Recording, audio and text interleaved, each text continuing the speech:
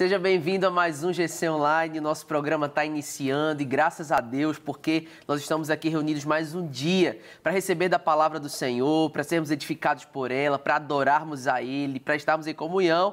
Junto comigo aqui no estúdio está a pastora Lívia Daniele, a Fernanda, o Alisson e juntos nós vamos hoje aqui então fazer mais um GC Online para a glória de Deus. Vamos orar antes de nós iniciarmos esse GC nesse momento. Senhor Jesus, muito obrigado, Deus. Obrigado porque as Tuas misericórdias são sobre nós. O Senhor tem nos sustentado, nos guardado, nos protegido, porque o Senhor marcou esse encontro conosco hoje aqui. Que em nome de Jesus o Teu Espírito Santo possa nos conduzir, nos direcionar em todas as coisas. Que cada pessoa que nos acompanha nesse momento, seja pela TV ou pela internet, possa ser abençoada pelo Senhor. Em nome de Jesus. Amém, amém e amém.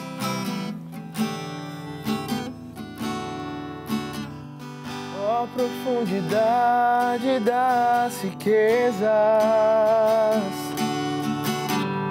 da sabedoria e do conhecimento de Deus. Quão insondáveis são os teus juízos, quão impenetráveis os teus caminhos. Quem, pois, conheceu a mente do Senhor? Oh, quem foi o seu conselheiro? Oh, quem primeiro deu a ele para ser restituído?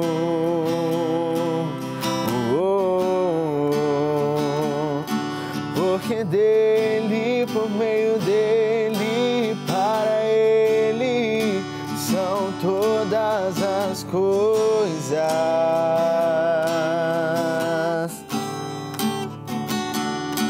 Porque dele, por meio dele, para ele são todas as coisas.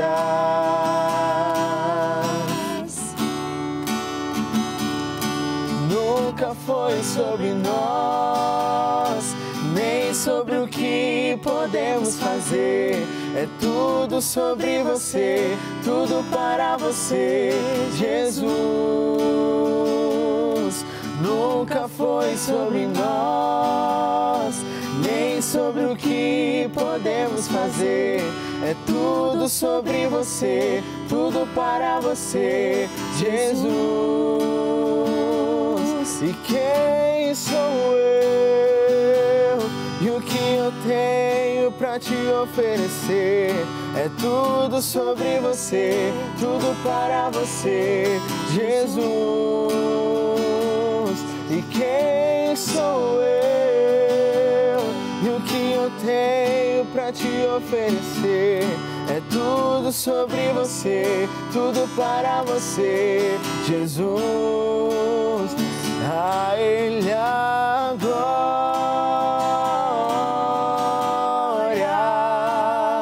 a Ele a glória,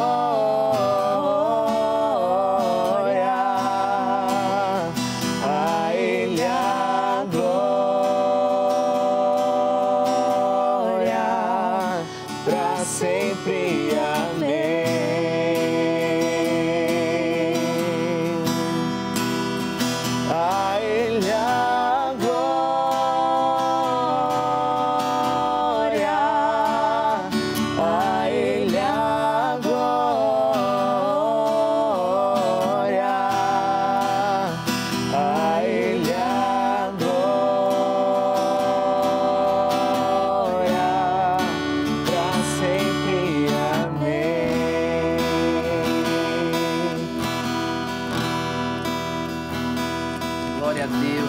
Ao nosso Senhor Jesus seja toda a glória, toda a honra, todo louvor, todo domínio para sempre.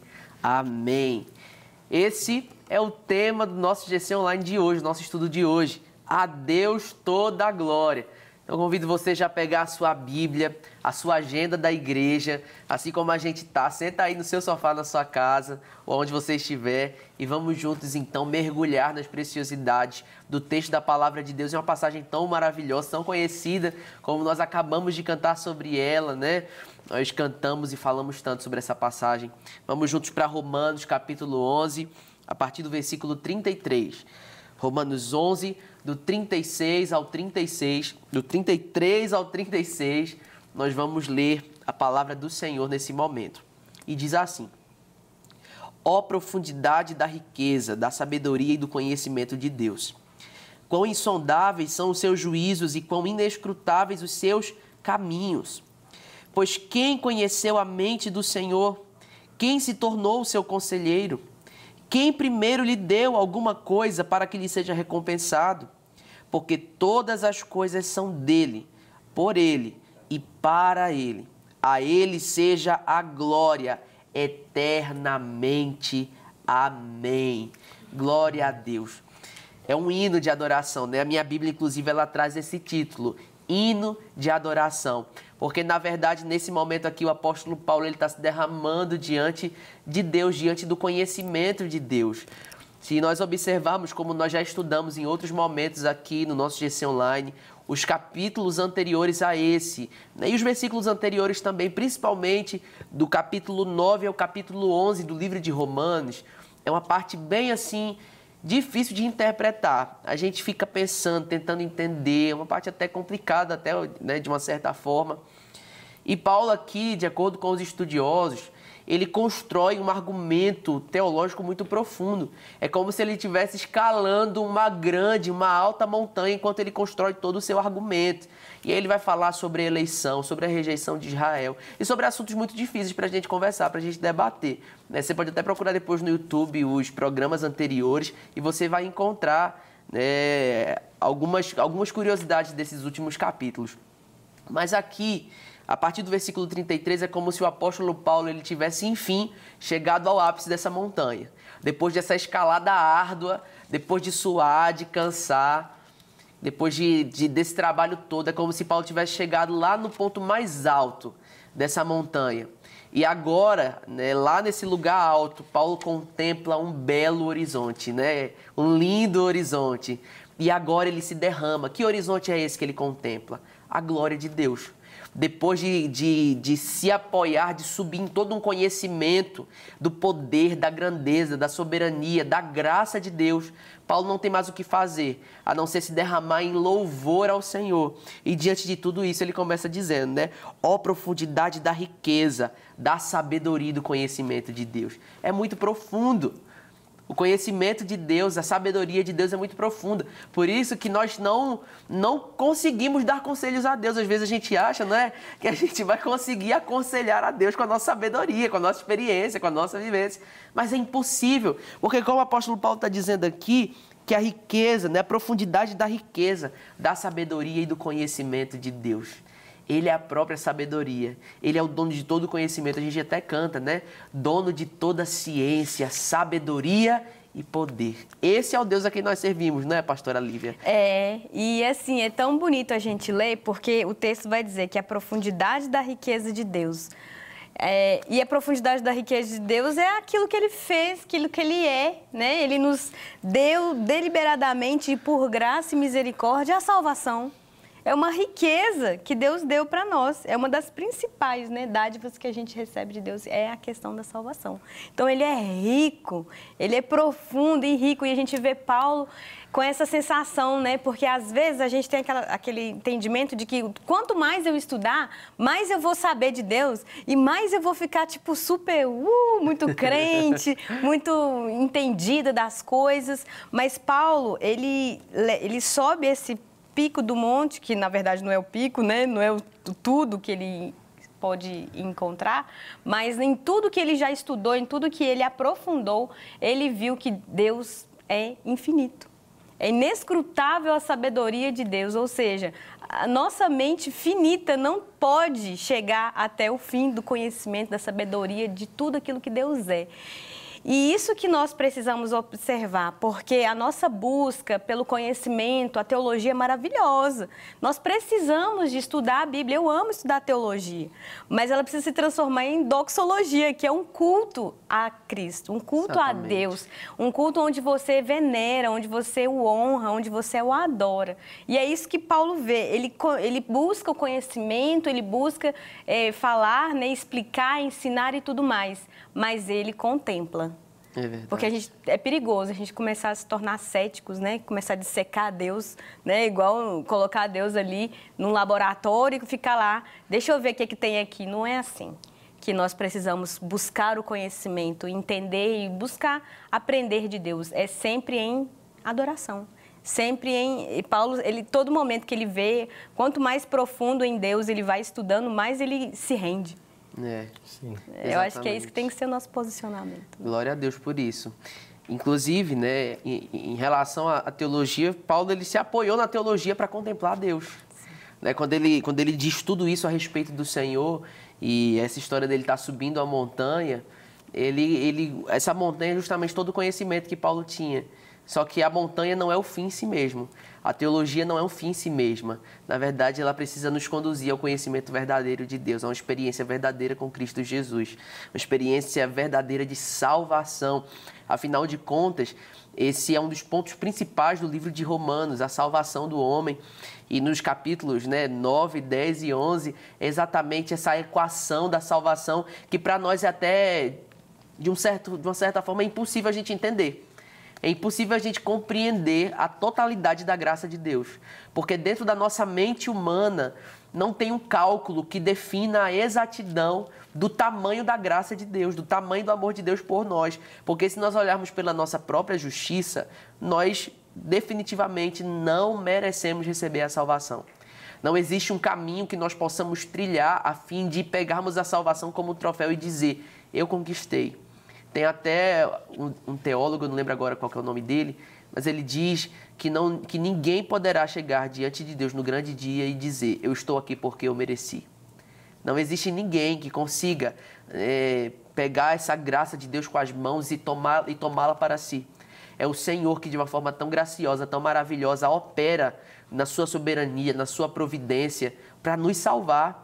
Enviou o seu Filho, Cristo Jesus, para morrer na cruz no nosso lugar e nos dar acesso ao conhecimento de Deus, nos religar ao Senhor, nos alinhar o nosso coração, a nossa visão e nos trazer para perto. Nós que antes andávamos em trevas, andávamos distantes, fomos alcançados pela maravilhosa luz do Senhor. E agora fomos inclusos em um plano eterno e podemos viver para a glória dEle. Não existe outra atitude que nós possamos ter diante da glória de Deus.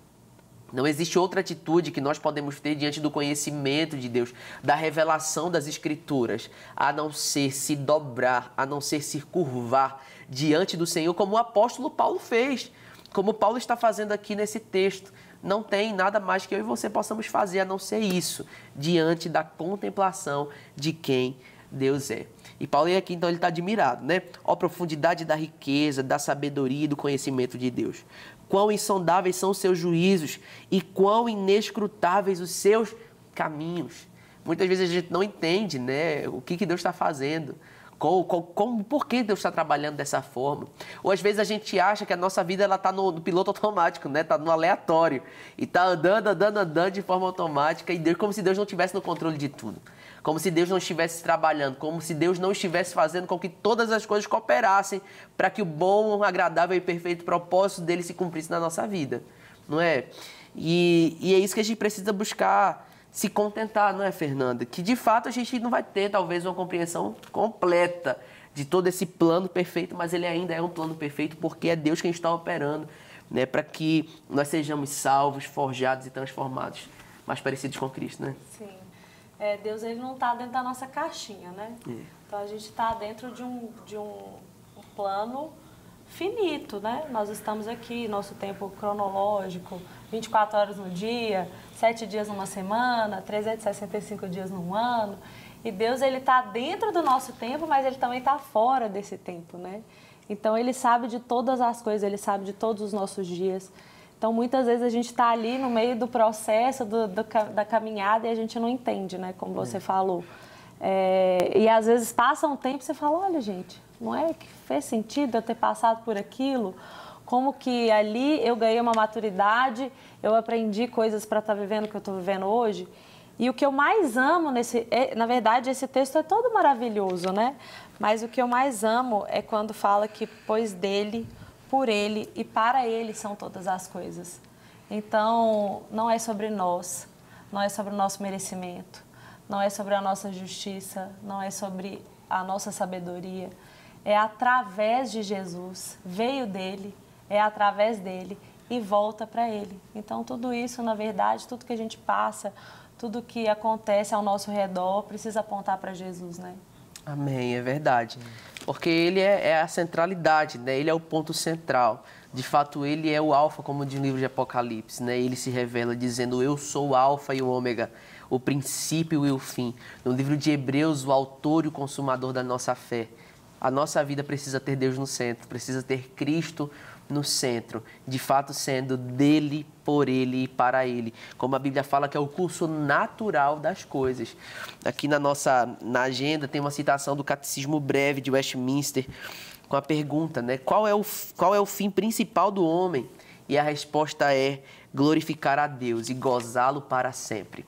Existe um propósito para a minha e para a sua vida, para as nossas vidas. Existe um propósito, que é glorificar a Deus, que é viver para a glória de Deus, que é fazer o nome de Deus glorificado, conhecido sobre a terra. E nós não encontraremos plenitude, completude, fazendo outra coisa a não ser vivendo para a glória de Deus.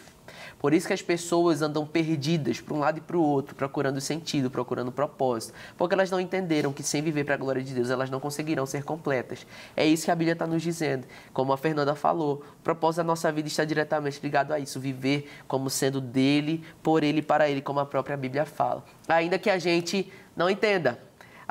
Ainda que em alguns momentos viver para a glória de Deus gere incômodo em nós. E a gente fica se questionando, ou questionando ao próprio Deus, Senhor, né? Por que o Senhor está fazendo isso, se eu acho melhor assim? Ou a gente nem pergunta, a gente vai lá e quer ajudar Deus a trabalhar. A gente quer fazer aquilo que a gente acha que é o melhor para nós. Quando a palavra de Deus está dizendo que a sabedoria de Deus está muito além da nossa. As Escrituras revelam que o pensamento, os planos, os pensamentos, os sonhos de Deus são mais altos que os nossos pensamentos.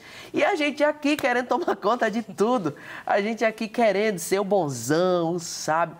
Quando, na verdade, a riqueza da sabedoria e do conhecimento de Deus são profundas. Os seus pensamentos, seus juízos são insondáveis, inescrutáveis, os seus caminhos. E aí, no versículo 34, o apóstolo Paulo ele faz um questionamento, uma pergunta que deixa a gente no ar. Pois quem conheceu a mente do Senhor?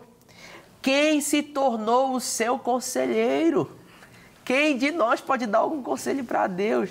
É igual nós, filhos, né, ou netos, às vezes queremos dar conselhos para os nossos pais, para os nossos avós, e eles logo respondem em um tom de: quem é você para me aconselhar? Você tem mais experiência de vida do que eu? Você já passou por essa fase que eu já passei? E nós não passamos. Eles, de fato, têm mais experiência, são mais velhos, viveram mais e tem muito que nos ensinar. É claro que, em algum momento ou outro, a gente vai poder ajudar de alguma forma, mas quem somos nós para aconselhar a Deus, né, Alisson? Quem somos nós para colocar Deus contra a parede e dizer, se o senhor não fizer isso, o senhor está errado. Eu que estou certo. A gente tem essa mania, não tem, às vezes? Sim. E algo que me chama muita atenção é o fato do tamanho da revelação de Deus que Paulo tem aqui. Então, ele entende que existe uma eternidade no conhecer. Existe uma profundidade no conhecer. Então, é algo que, igual a Bíblia fala, né, sobre conhecer e prosseguir em conhecer. Até que ele chega num ponto de entender o caráter de Deus, que ele fala assim, quem foi que deu alguma coisa a ele primeiro para que fosse instituído? Então, tipo assim, ele chega, exatamente a palavra que a pastora Lívia usou num momento de rendição, de rendimento, que ele olha para si e ele fala assim, eu não tenho nada para oferecer para Deus. Eu não tenho nada que se compare à profundidade da sabedoria de Deus. Então, como eu posso ser conselheiro de Deus? Então, é muito sobre Paulo ter entendido quem era o Senhor da vida dele, quem ele queria que fosse o Senhor da vida dele. Então, a partir do momento que nós nos vemos como Senhor, a gente acha que a gente chega num ponto até de aconselhar a Deus. Falar, Deus, mas e se fizer dessa forma aqui? Eu vou fazer isso aqui, aí o Senhor faz isso. A gente se vê muito fazendo isso. E eu vejo Paulo chegando num ponto aqui de humildade, de reconhecimento, de assim, eu não posso aconselhar a Deus. Nada que eu sei se compara àquilo que Deus é. Então, é algo que me chama muito a atenção, essa grande revelação de quem Deus é que Paulo teve.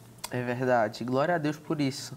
Né? Bendito seja o nome do Senhor, que a gente possa, diante dessa revelação, também nos render diante dele, viver essa rendição. Né? Falando essa questão de senhoria, eu sempre falo uma frase, às vezes a gente quer que Jesus seja nosso Salvador, mas não quer que Ele seja Senhor da nossa vida. E não existe Jesus ser Salvador e não Senhor. Ou Ele é Senhor e Salvador da nossa vida, ou Ele não vai ser nenhum dos dois. Né? Pegando aqui o finalzinho da parte de objetivo do nosso estudo e entrando na parte de contexto, tem uma parte, né, fala algo muito profundo sobre isso. Né? Diz assim, quanto mais conhecermos de Deus, mais humilhados e constrangidos seremos diante da sua infinita grandeza. Contexto, né? Portanto, por mais que estudemos com rigor metodológico, por mais que tenhamos, né, por mais habilidade natural que tenhamos para compreender sistemas e coisas, por melhor e mais variada que seja a nossa formação acadêmica, ainda que sejamos competentíssimos autodidatas, por mais precisão que alcancemos em nossos pensamentos, sistema, escrita e capacidade de expor, até mesmo por mais encharcados que nos tornarmos do todo da revelação divina, ainda assim, teremos que assumir humilhados a nossa ignorância e pequenez diante da grandeza e profundidade da revelação de Deus e do Deus que se revelou, e nos prostrar em adoração diante do Senhor. Esse é o único caminho possível. Não existe nenhum conhecimento intelectual nesse mundo que possa ser mais profundo do que o conhecimento de Deus. Não existe nenhuma sabedoria nesse mundo mais profunda do que o saber, a sabedoria do próprio Deus. Não existe um pensamento mais completo e mais complexo do que o pensamento do próprio Deus. Por isso eles são insondáveis, são inescrutáveis. Por isso nós não conhecemos a completude da mente do Senhor e não podemos lhe aconselhar. Afinal de contas, como a Fernanda falou, nós somos finitos. Nós estamos nesse plano finito. Para nossa mente há uma limitação, para o nosso Deus não. Deus é eterno e Ele não cabe na nossa limitação, na nossa mente limitada. E seguindo o texto no versículo 35, diz assim, quem primeiro lhe deu alguma coisa, para que lhe seja recompensado. Ou seja, às vezes a gente cobra as coisas de Deus, né? Meio nada a ver, como se Deus ele tivesse uma dívida com a gente. Mas Deus ele não nos deve nada, afinal de contas, quem primeiro deu a Ele, para que Ele devesse algo a nós. Pelo contrário, tudo que nós recebemos, tudo que nós ganhamos vem da graça, do favor não merecido. E o apóstolo Paulo, quando ele escreve isso no versículo 35, ele cita Jó 41:11. O livro de Jó é maravilhoso. É um livro que fala sobre tanto sofrimento da vida de Jó, mas que revela tanto sobre a soberania de Deus, sobre a grandeza. Jó 41:11 diz assim, quem primeiro deu a mim para que eu lhe retribua? Tudo que existe debaixo do céu é meu. É tudo do Senhor. Tem até aquela canção que a Lívia gosta que diz, tu não me deves nada, Senhor. Não é? Porque o Senhor ele não tem uma dívida com a gente. Na verdade, somos nós que temos uma dívida impagável com Ele. Mas graças a Deus que somos alcançados por essa graça e por esse favor. E diante disso, não existe nada, né, para nós fazermos e vivermos além de viver para a glória dEle, né, Lívia? Exatamente. E uma vida de glorificação a Deus requer essa rendição e obediência. Sim. Porque uma vez que a gente está aprofundando sobre quem Deus é, conhecendo e prosseguindo, né? Como fala em Oséias 6, para a gente ir, conhecer e prosseguir em conhecer o Senhor, aquilo deve nos levar a ter uma sede, uma profunda fome da pessoa de Cristo através das Escrituras e nos levar a esse lugar de se humilhar mesmo, dizer, Senhor, o Senhor sabe de tudo. Não tem nada que eu possa falar, aconselhar a Deus que possa fazê-lo saber mais alguma coisa. Eu não vou tornar Deus mais sábio, né? Nunca, jamais. É o contrário. Ele é que vai me trazendo essa sabedoria e esse entendimento de quem Ele é e de quem eu sou e de todos os meus caminhos diante dessa rendição que eu tenho diante dEle, em obediência, né? Porque a gente tem que reconhecer que Deus é grande, que Ele é maravilhoso, que Ele é insondável, que Ele é tudo aquilo que a palavra diz que é, mas eu preciso de ter um coração que obedece. porque entende que Deus é grande e que Deus é o dono de tudo e controla tudo e os caminhos dele são melhores que os nossos. Né? Exatamente. Precisa reconhecer e render-se a isso. Exatamente, exatamente. E essa rendição ela vai vir exatamente através do conhecimento, né? Como diz aqui na agenda, na parte de aplicação, fazendo uma paráfrase do Salmo 121, que o salmista ele diz, né? Olho para os montes, de onde me virá o socorro? Meu socorro vem do Senhor, que fez os céus e a terra. E a apostila fala, olhando para os montes que temos a certeza de quem virá o nosso socorro. Quem virá nos socorrer, né? Em quem nós podemos confiar. E é olhando para o conhecimento de Deus, é contemplando a grandeza, a magnitude, o poder do Senhor, que nós contemplaremos também, enxergaremos também a sua glória. E diante da contemplação dessa glória, nos lançando. Afinal, lembrando a você, que eu já falei aqui da primeira pergunta do Catecismo Breve de Westminster, né? Qual que é o fim principal do homem? É viver para a glória de Deus. É glorificar a Deus e gozá-lo para sempre. É sentir prazer, se deleitar no Senhor. Como diz o Salmo 37, verso 4. Deleita-te no Senhor e Ele concederá o desejo do teu coração. O que é deleitar-se? É sentir prazer, se agradar do Senhor. Então, antes de buscar o desejo do seu coração, deleite-se no Senhor, porque o desejo do seu coração vai ser só algo a mais, vai ser só um acréscimo. Se você está se deleitando em Deus, isso é suficiente para a sua vida. Viver, né, para a glória dEle, entendendo que tudo é dEle, tudo é por Ele, é para a glória dEle. Amém? Que bênção! Nós estamos concluindo então aqui o nosso estudo e mais um GC Online. Que o Senhor possa fazer com que essa palavra brote dentro de você, ela possa germinar, crescer, dar muitos frutos para a glória do nome dEle. Que bom que você ficou aqui com a gente. A gente espera no próximo programa. Que o Senhor te abençoe. Vamos orar para encerrar? Senhor Jesus, obrigado por mais um GC Online, obrigado pela Tua palavra, pelo conhecimento do Senhor. Que o Senhor curve o nosso coração diante da Tua presença, diante do Teu senhorio. Nós queremos viver Te amando, Senhor, queremos viver para a Tua glória. Que o Senhor abençoe cada um daqueles que estão nos acompanhando, nos assistindo pela TV ou pela internet, que possamos estar juntos ainda por muitos e muitos programas, em nome de Jesus. Amém, amém. Deus te abençoe. Nunca foi sobre nós, nem sobre o que podemos fazer. É tudo sobre você, tudo para você, Jesus. Nunca foi sobre nós, nem sobre o que podemos fazer. É tudo sobre você, tudo para você, Jesus.